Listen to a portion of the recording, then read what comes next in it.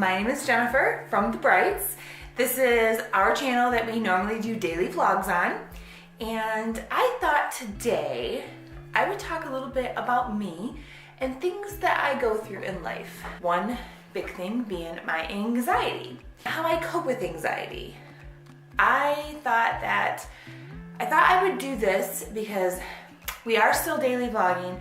Eventually, I'm gonna probably go to my own channel and like once or twice a week do things like talk about things, DIYs, recipes, just things like that. Today I'm going to do it on this channel because I have not started my own channel yet, and here in Michigan it's winter and it's very, very boring right now.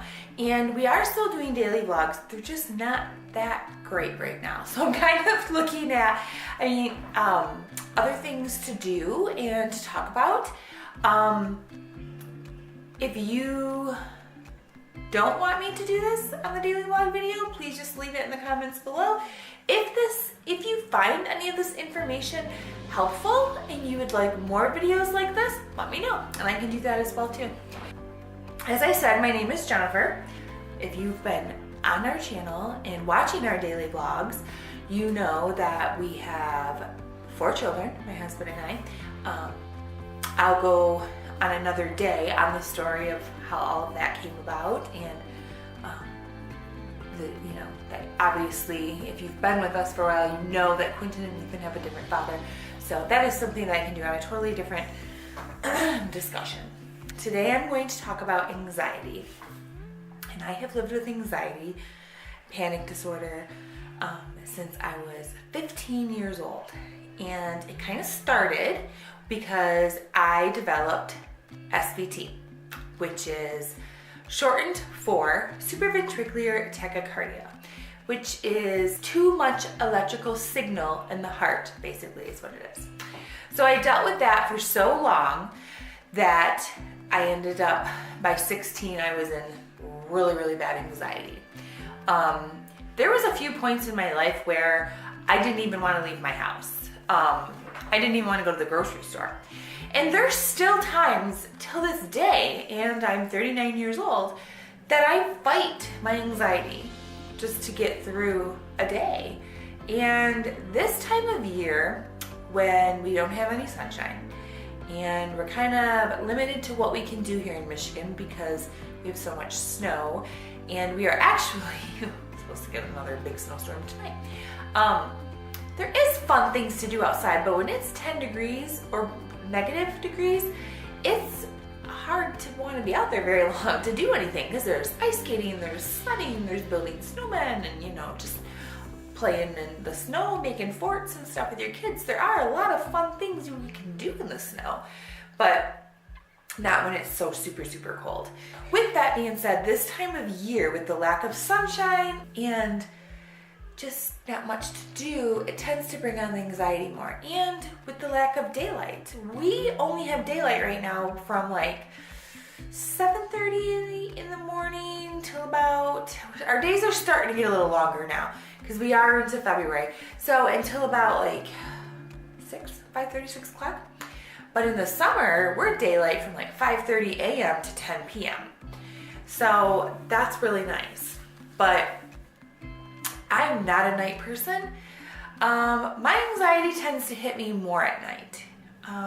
And things I do, I'll go over things I do to cope with anxiety, but if any of you don't really know what anxiety disorder is, it is normal. It's a normal reaction to stress and can be beneficial in some situations. It can alert us to danger to help us prepare and pay attention. Like you're driving and something runs across the road, or somebody slams on their brake, and then like bam, you just like freak out. You get this like burst of adrenaline that just rushes through your body. It can send you into an anxiety attack. Things like that. Now, my biggest fear with anxiety was I was always in fear that I was going to have another tachycardia episode. And what that was is I would have PVCs, and then my heart would go into, it would get too much electrical signal and it would get stuck. Like for your heart to do a complete beat, it does like a figure 8 with the electrical signals, and mine would get stuck like at the top or like at the bottom. I'm not really sure which one. I'm not a doctor. I don't know like a lot about everything about it, but I try to keep up with as much of it as I could and listen and research and things like that throughout the years of dealing with it. And I dealt with the tachycardia from the age 15 to 26. And then when I was 26, which I think was in year 2004, I had an ablation on my heart. And that was where they went in through my arteries, through my legs, up to my heart, found the node that was given too much electrical signal and ablated that node. So I don't get those anymore, but because of my getting older, hormonal changes, things like that, I'm starting to get rapid heart rhythms again. Not like I was. My last attack, and all I did was jump, went into a supraventricular tachycardia. I was with my mother at the time. It lasted 4 hours. Finally, we went to the hospital, and I had never gone to the hospital with it because my mother had tachycardia too. And now my daughter is getting it. It seems to be a hereditary thing, and it is more common in females than males, so I have heard. So when we went to the hospital, my heart rate was 252 beats per minute. So when they did the EKG, it was kind of like, whoa, like why is this 26-year-old female having it? I mean, you could see it in my neck. It was really bad. So they had to inject me with a medication. I don't know if I'm pronouncing it right, but I want to say adenosine. And what that does is it stops the heart. I felt it warm. They have to inject it really fast with the IV, warm up my arm. I felt my neck cramp or get really heavy, and then I felt my heart cramp, and then instantly I was like, whew. It went away and I felt better, and my heart converted back into a normal rhythm. So that was really good. Although the doctor was a little bit freaking out and was going to do it again, that's a whole nother story. But I thankfully had my stepfather there with very good support, and he didn't let that happen, or I may not even be here right now. So I thank him for that very much. And so I got through that, started seeing a cardiologist. But because of all that, I just lived in constant fear that I was going to have that, or that I would be somewhere and there wouldn't be a doctor around, that I would be, or there'd be no hospital and I would die. And with the SVT, I mean, I suppose my heart could have gave out. I mean, that was a pretty heavy heart rate. But the doctors have said that I have a very strong heart, but I have a very irritable heart. It doesn't like to be touched. I've noticed if I lay a certain way at night, like usually my left side is the worst. I don't know why. Because I think I've heard that you should lay on your left side, blood pressure wise or something like that when you sleep at night. But when I lay on my left side, I start to get more palpitations. My husband is getting palpitations now too, and he's had a lot of PVCs, which is premature ventricular compressions. And he sees a cardiologist now and takes beta blockers as well. I'm back on beta blockers now. I wasn't for a long time. And now I'm back on them because I'm having palpitations again. My anxiety has been very, very, very high. And it's really scary because my anxiety normally happens in the middle of the night when nobody's around and there's nobody to talk to. You feel totally alone, which then it can make it worse. And I'll wake up and I'll think, okay, I feel okay. And then bam, I trigger myself into an anxiety attack. Another thing that really triggers my anxiety attacks is driving in places that I don't know where I'm at, or I feel like I'm going to be lost. Nowadays, things have gotten better with that because I have OnStar, I have the turn by turn. I just push a little button in my car and I have somebody there. Somebody's there at all times through OnStar. So if I needed somebody, I have that on hand. So that's really nice. So that makes me feel better, and I've gotten better to where I can drive places now and it doesn't scare me as often. Things that I have noticed that do trigger it too is poor diet.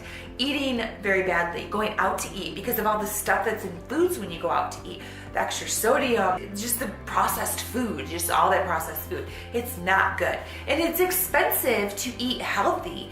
It's like way more expensive. That's why we have so much more people that don't eat healthy, because it's so much cheaper to not eat healthy.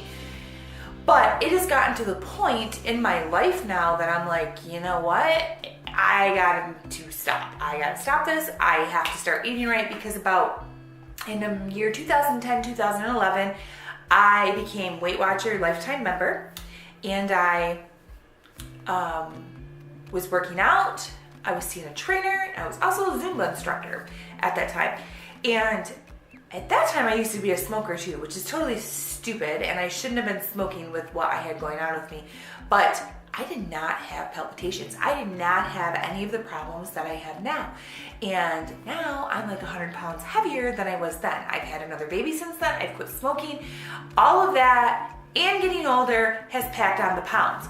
And now I need to get myself out of that lazy mode and get back into normal routine, like working out, and even if it's just for a walk, a power walk. I have to do something every day. I need to get back into that. I need to get back into eating right, because when I go a day of drinking tons of water, which by the way, I do only drink water, because I started at such a young age with the SBT, I was not allowed to have caffeine, nicotine, it was caffeine, nicotine, and alcohol. And never been drunk a day in my life. And I used to smoke, but I quit smoking, so I don't have the nicotine anymore. And I don't drink pop. So God, if I drank pop, I'd probably be another 50 pounds heavier. But anyways, that did help me. Those things helped me to not do that. But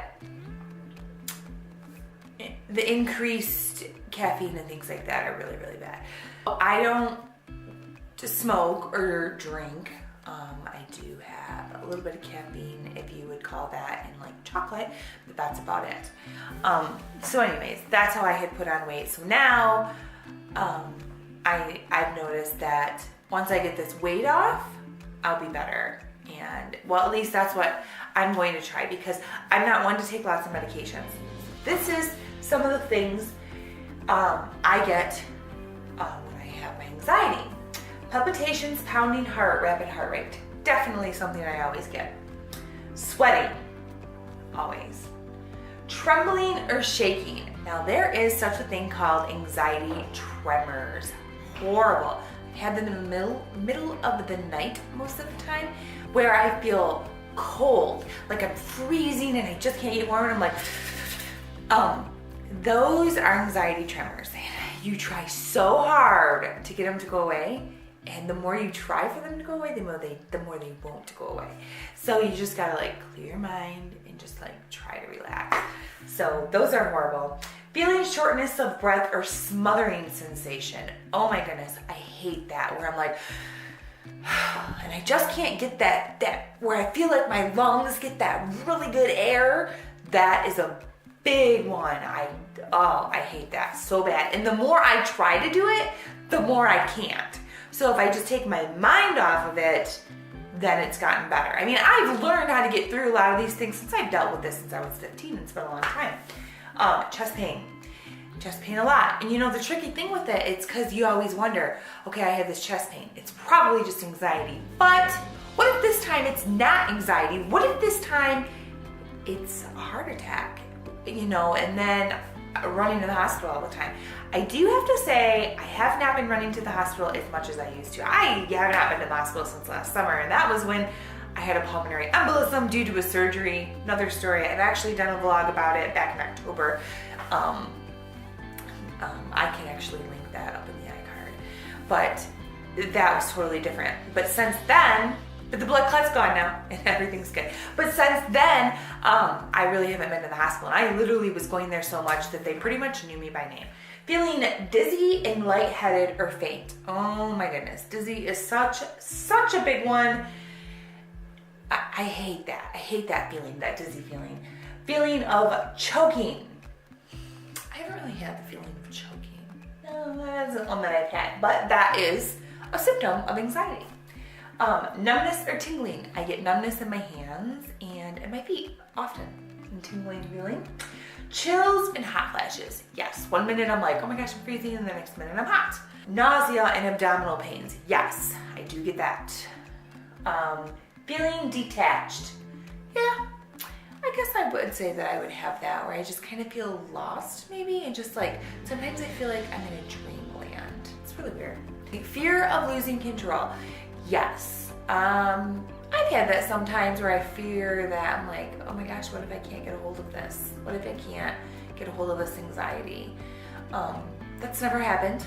I pretty much can get a hold of it, and anybody can if you really put your mind to it. We'll talk about that. Fear of dying. That is my number one biggest fear.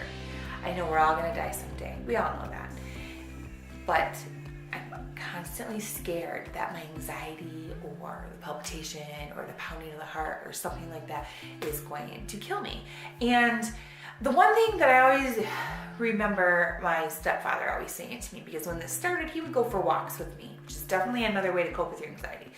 We're gonna get into that in just a minute. Is he would always say to me, it's not gonna hurt you and it's not gonna kill you. Number one thing you have to get in your mind, this is not gonna hurt me and it's not gonna kill me. But there are other things, and I have also been diagnosed with agoraphobia. And using public transportation, we went to Chicago, and being on a bus, I have to try to keep my mind off things, play with my phone, things like that, so I don't feel weird or like go into anxiety. Being in open spaces, yes. If we were to drive down south, like if we've drove to like South Carolina, things like that. If I go through like mountains or anything, I feel like, oh my gosh, there's all this open space around me. Or even when I'm on the expressway, just in our town, knowing that I'm only like half hour from home, if that. Just knowing, oh my gosh, there's all this open space. I don't see a hospital, I don't see a store, I don't see humans, I don't see anything but land. And if something happens to me, what am I gonna do? Like I said, nowadays, now that I have OnStar, that has gotten a little bit better. I have OnStar, I have Wi-Fi in my car, so if for some reason I'm somewhere where there's no service, I have Wi-Fi in my car, and my phone, 99% of the time, always works. So that has gotten better for me. Being in enclosed places. Enclosed places don't bother me so much, but they can bother others. They do bother my husband. He is claustrophobic, so he does not like being in enclosed places. But also standing in line or being in a crowd. Sometimes that can do that to me, but a lot of times it makes me feel more safe. I feel like, oh, there's more people around me. I'm gonna be okay because there's this person right here, and if I'm feeling lightheaded, I'm just gonna tell this person, and they're gonna be like, oh, okay, what do you want me to do? And then I think about that, and then I'm okay. There's different ways to cope with anxiety. I'm gonna go over how I cope with anxiety, and maybe I can help other people that are going through anxiety and need help with coping with anxiety. And always feel free to comment down below or check out our Instagram, DM me. I am also in a panic anxiety disorder group on Facebook, and I am a co-admin of that page. So I'm always up for if somebody needs someone to talk to. A lot of people I've noticed since I've been in that group, it happens in the middle of the night. That's when people have a lot of issues with it. Coping strategies. Take a time out. Practice yoga. Listen to music. Meditate. That is a big thing that I usually do when I cope with anxiety. On my phone, I have Pandora, and I'll put it by my bed at night if I'm having a really, really rough night.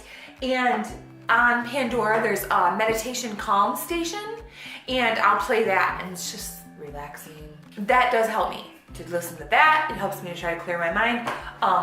Playing on my phone, playing a game on my phone, searching through, Facebook or something like that, YouTube, looking at YouTube videos, looking at other anxiety YouTube videos, texting somebody, messaging somebody. But a lot of times if it's in the middle of the night, I kind of look to see who's up. A lot of times it'll say they're active, but they don't answer. Sometimes you get that, especially when people know that you have anxiety, they just don't want to deal with it sometimes. sometimes, which is kind of sad because there's so many people out there that need it. And if you can help somebody, help them. Sometimes it's just talking to them and not talking about the anxiety, but talking about just regular life, just stuff going on. Totally get your mind off it and bam, you're better. That helps. Getting enough sleep, definitely. If I do not get enough sleep, I am anxiety wreck most of the day. Then the dizziness comes on and all that stuff. Eating a well-balanced meal, which we talked about. Definitely if you're eating like good stuff like organic and salads and fresh chicken, turkey, things like that, good things that are good and not processed and deep fried and sweets and all that. Eating the good stuff helps so much. Anyway, if you are in a really bad anxiety attack and you feel alone, one thing I like to do is I take a deep breath in through my nose and then blow it out through my mouth, but like tighten your lips and kind of breathe down like, and count to 10. Just hold.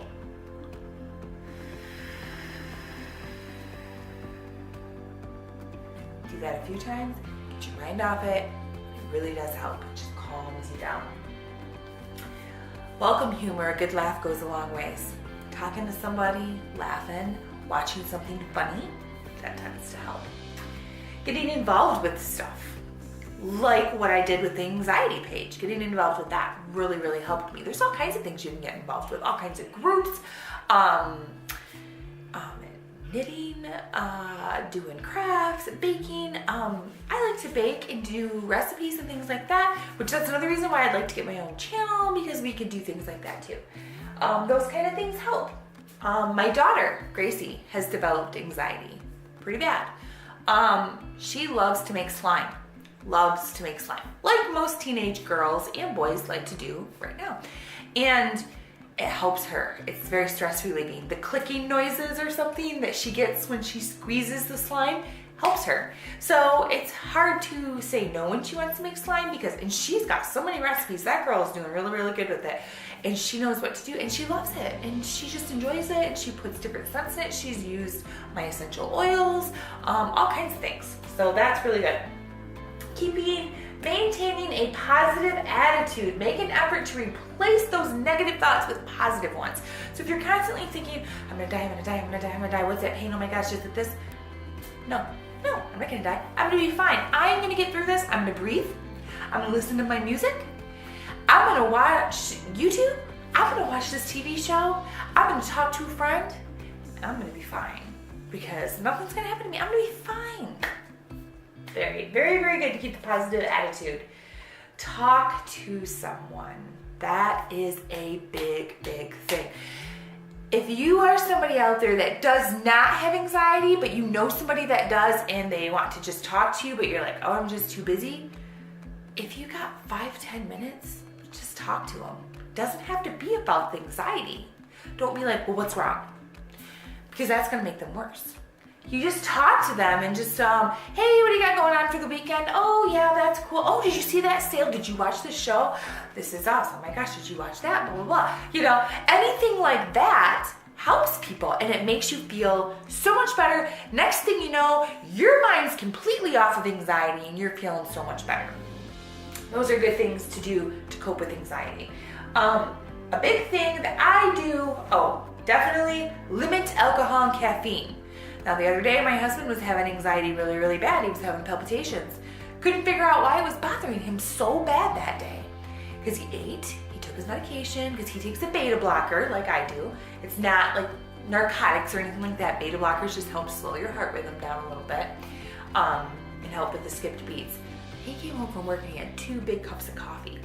And he hadn't been drinking too much coffee lately. And he doesn't drink it in the morning because he says if I drink 1 cup of coffee, I have to use the restroom 10 times in an hour. I'm not a coffee drinker, so I understand that, but I have heard from lots of people that is true. But anyways, we realized you drank like 2 big cups of coffee as soon as you got home. And not like a mug of coffee, like a normal mug. He drank like the travel, like to-go cups. He's got like his regular washable, reusable ones, and he drank 2 of those. So that's what did it. So definitely limit your alcohol and caffeine if you are having lots of problems with anxiety. That does help. You can try it out and see what it works. This is something that is my main go-to when I have anxiety, and that is essential oils. I have a whole rack of essential oils in my room. If you watch our daily vlogs, you would probably see that I rub them on our kids' feet, on their backs. We have different kinds for different ones that we like to use. And I also have diffusers. I have one in my kitchen that I run all the time, just to help clean the air, things like that, relaxation. And sometimes they just give really nice scents, a good aroma in the house, and they're not gonna hurt you. But I also keep this pack in my purse. So this pack is with me at all times, and if I don't have this pack, mentally I think, what is wrong with me? Something is wrong. I have to have my oils or I'm not gonna be okay. Well, this is going on, and we can do another part 2 to anxiety anytime anybody feels like they would like to talk about it. Leave it in the comments below if you found this in any way helpful. My Instagram is in the description below, along with my Twitter, our Facebook page, and you can also find me on Snapchat.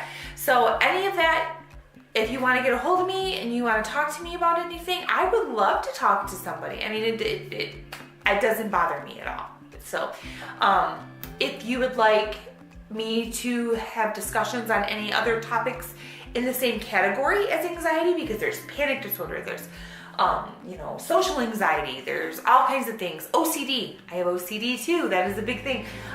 If you would like me to do any other topics like that, put it in the comments below. If you found this helpful, put it in the comments below. Don't forget to give this video a big thumbs up. And check out us daily. We do daily vlogs. We're doing a little bit more challenges and things like that right now. We're gonna start working on, just because we're kind of bored. There's nothing really to vlog about when we're in our house all the time, and there's just nothing to do.